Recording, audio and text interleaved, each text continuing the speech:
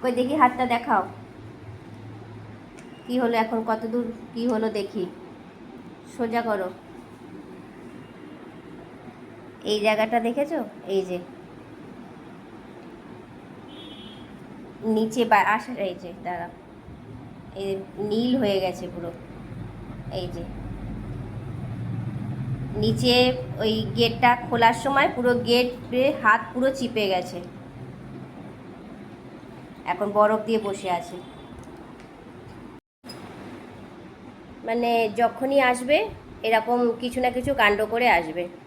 এর আগেও সেদিনকার কিসে পায় না কিসে একটা লাগিয়ে নিয়ে চলে এসছে। এইরকমই ও করে, মানে সারাক্ষণ মানে কোথাও না কোথাও লাগিয়ে নিয়ে চলে আসবে, আর এসেই মানে বলবে ও বাবা গো মা গো তাড়াতাড়ি এই করো, মানে এইরকম করবে।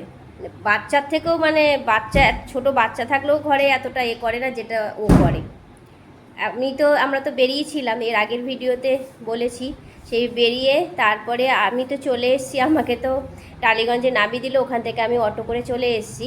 আর ও তারপরে বাইক নিয়ে চলে গেল, মিটিংয়ে গিয়েছিল, মিটিং থেকে এখন ফিরলো।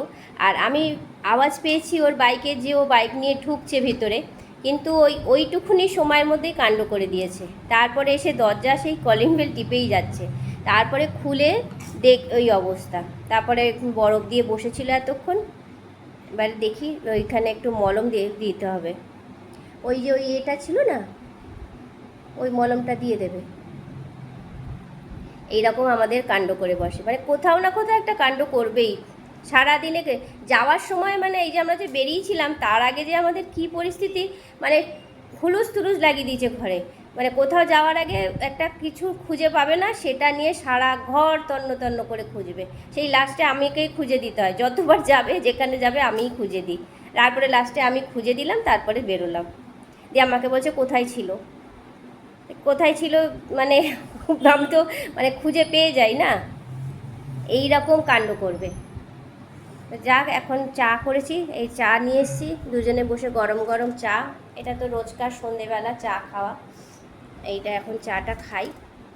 সন্ধে দিয়ে চলেও এসেছি, দিয়ে এখন বসে চাটা খেয়ে তারপরে আবার দেখি কি করা যায়।